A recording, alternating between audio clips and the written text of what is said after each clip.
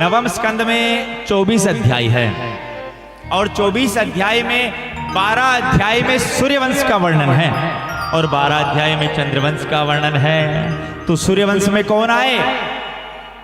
कौन आए? अपने राम जी। और चंद्रवंश में कौन आए? अपने श्याम जी, है ना। हाँ, राम जी कब आए? राम जी दिन में 12 बजे आए और श्याम जी कब आए? रात में 12 बजे। कारण क्या है? इसका एक आध्यात्मिक कारण है।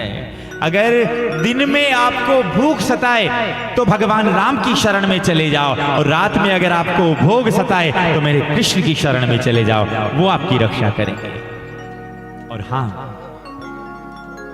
भगवान कृष्ण अर्धरात्रि में ही क्यों आए? चाहते तो 9 बजे, 10 बजे, 8 बजे आ जाते। उन्होंने आधी रात को ही क्यों चुना? इसका भी एक आध्यात्मिक कारण है सज्जनों। जैसे आधी रात हो ना, उस आधी रात में अपने हाथ को दूर कर दो, अपनी परछाई भी अपने को नजर ना आए। आधी रात में अपनी परछाई भी अपने को ना दिखे। मानो भगवान हम सबको कहना चाहते हैं कि भैया जब तक तुमने समाज को, जब तक तुमने संसार का आश्रय ले रखा है, तब तक मैं नहीं आऊंगा। और जिस दिन तू संसार का आश्रय छोड़कर बिल्कुल शून्य हो जाएगा, उस समय मैं तेरे लिए अवतार लेकर आऊंगा। ये भगवान का मध्य रात्रि में आने का प्रयोजन था। भगवान अर्धरात्रि में इसलिए आए हैं। आइए 12 अध्याय में जो चंद्रवंश का वर्णन है, विस्तार से राम कथा यहां से सुखदेव जी महाराज ने नहीं सुनाई है, केवल 2 अध्याय में राम कथा सुनाई है। उसका कारण था कि अगर भगवान राम के चरित्र को सुनाने लग जाते सुखदेव जी महाराज, तो यहां 7 दिन का ही समय था राजा परीक्षित के पास। इसलिए सूक्ष्मता के साथ 2 अध्याय में राम कथा सुनाई और 12 अध्याय में सूर्यवंश का वर्णन है। आइए हम भी संक्षेप में सूर्यवंश के वर्णन को श्रवण करते हुए सीधा चंद्रवंश की तरफ हम प्रवेश करेंगे। सबसे पहले भगवान नारायण के नाभि से ब्रह्मा का प्राकट्य हुआ।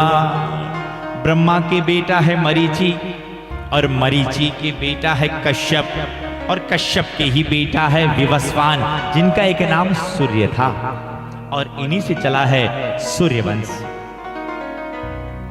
और देखिए, चंद्रवंश और सूर्यवंश की सबसे बड़ी विशेषता है, चंद्रवंश में बिना लड़ाई झगड़े के कभी विवाह संपन्न नहीं होता है। जेटा तक माता कूटने वे ने वड़ तक ब्याह ने वे चंद्रवंश में। और सूर्यवंश की एक सबसे बड़ी विशेषता थी कि जब तक हवन यज्ञ ना हो तब तक संतान ना हो। बिना यज्ञ के संतान नहीं होती थी सूर्यवंश में, और बिना लड़ाई झगड़े के विवाह संपन्न नहीं होता था चंद्रवंश में। तो यही इन्हें विवस्वान सूर्य के बेटा हुए थे इक्ष्वाकु, नृग, सरियाती और दिष्ट, दृष्ट, करुष और नरिशंत और नभग। और नभग के ही बेटा हुए हैं नाभाग, और नाभाग के ही परम भागवत पुत्र हुए हैं। और नाभाग के बेटा हुए हैं अम्बरीश जी महाराज। और यही अम्बरीश जी महाराज राजा होते हुए भी भगवान के मंदिर में खुद झाड़ू लगाते थे और खुद ठाकुर जी की सेवा में संलग्न रहते। ऐसे परम भक्त थे कि जब भगवान की सेवा करते करते खुद तिलक खींचते, पसीना आता ना, स्वयं भगवान ही पंखा लेकर अम्बरीश जी महाराज का पंखा करते साहब। ऐसे परम भागवत जो सदा सर्वदा एकादशी का उपवास किया करते। और दुर्वासा जी महाराज ने एक बार उनकी परीक्षा लेने की ठानी, और हमने आपको बताया ना, दुर्वासा जी महाराज ने जिन जिन की परीक्षा ली है, उनका परीक्षा लेने के पीछे भी भाव यही रहता है कि मेरे भक्त का मान बढ़े, भगवान के भक्त का मान बढ़े। परीक्षा ली, और परीक्षा ली एकादशी नित्य किया करते थे अम्बरीश जी महाराज। कहा कि हम स्नान करके आ रहे थे, आप व्रत मत तोड़ना। पर उस समय द्वादशी पूर्ण हो रही थी, त्रयोदशी आ रही थी। तो आज संतों के कहने पर अम्बरीश जी महाराज ने चरणामृत लेकर व्रत खोल लिया। दुर्वासा जी महाराज को क्रोध आ गया, अरे हमारे बिना पूछे तुमने व्रत खोल दिया, अतिथि का सत्कार किए बगैर। और जो ही ऐसा किया, कहते हैं आज कृत्या को प्रकट किया कि इसे मार दिया जाए। इधर भगवान की स्तुति की, सुदर्शन भगवान स्वयं प्रकट हो गए। अब कृत्या के साथ साथ अब दुर्वासा जी महाराज के पीछे पीछे सुदर्शन। अब दुर्वासा जी महाराज आगे ब्रह्म देवता के पास जाकर का सुदर्शन से बचाओ। और ब्रह्मा जी ने कहा भैया अब तो तुम्हें वही बचा सकता है जिसका ये सुदर्शन है। अमरीश जी महाराज दौड़े दौड़े भगवान नारायण के पास गए। भगवान नारायण ने कहा भैया मेरी भी ताकत नहीं, क्योंकि मैं भी भक्तों की अधीन हूँ। कि भक्त हमारे पग धरे वहां धरो मैं हाथ, सदा संग लागत फिरो कब अब अमरीश जी ने कहा, आज भगवान ने कहा कि अमरीश जी का अपमान किया, उन्हीं की शरण में जा। दुर्वासा जी महाराज अमरीश जी की शरण में आए और आज अमरीश जी ने प्रार्थना करी, अगर मन वचन कर्म से मैंने अगर भगवान का नाम लिया हो, हे सुदर्शन तुम शांत हो जाओ। और उसी समय सुदर्शन शांत हुआ। ऐसे परम भागवत अमरीश जी महाराज का अब बीजन में सूर्य वंश में हुआ है। और इन्हीं के वंश में युवनाश्व नाम के राजा थे और यज्ञ किया। एक अभिमंत्रित जल था, वो जल रानियों को पिलाने के लिए दिया गया, लेकिन ब्रह्म के कारण अंधेरा था, पता नहीं चला। उसे स्वयं ही युवनाश्व राजा ने पी लिया और पिया तो खुद ही गर्भवान हो गए। अब क्या करें? अब सभी ने उसी समय वैद्यों ने शल्य चिकित्सा के द्वारा आज युवनाश्व के गर्भ से ही मानदाता का जन्म करवाया। और अब दूध की व्यवस्था कहां से की जाए, तो इंद्र ने अपना जो अंगूठा था मानदाता के मुखारविंद में दिया। उनका नाम ही पड़ा है मानदाता।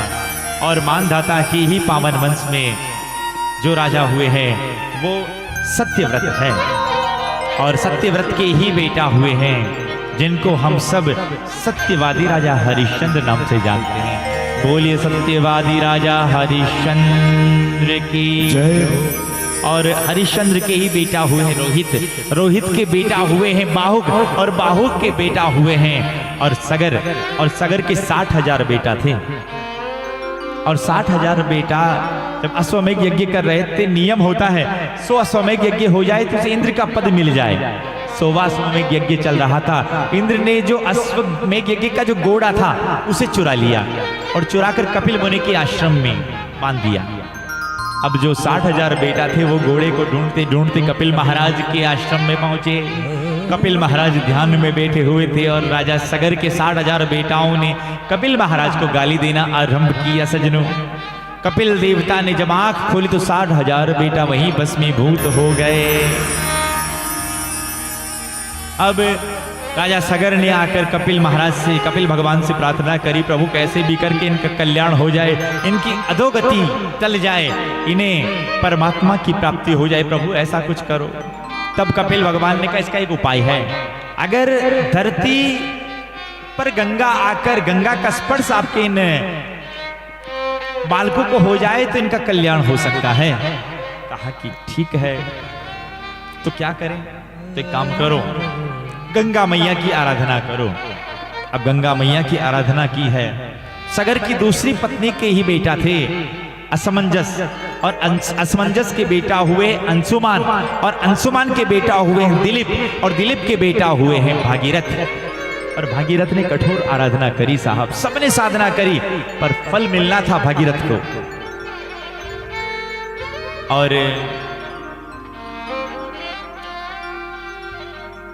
भागीरथ ने साधना करी, मां गंगा मैया प्रकट हो गई।